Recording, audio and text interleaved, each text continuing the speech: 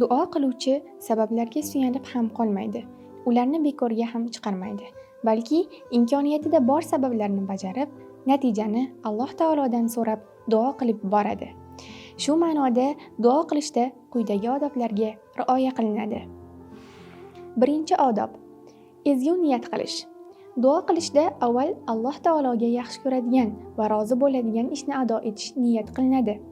Shu bilan birga barcha hojatlarning ravo bo'lishi Robbining irodasiga bog'liq ekanini qalban e'tirof etib duo qiladi. Mazkur sifatga ega bo'lgan duo albatta manfaatli bo'ladi.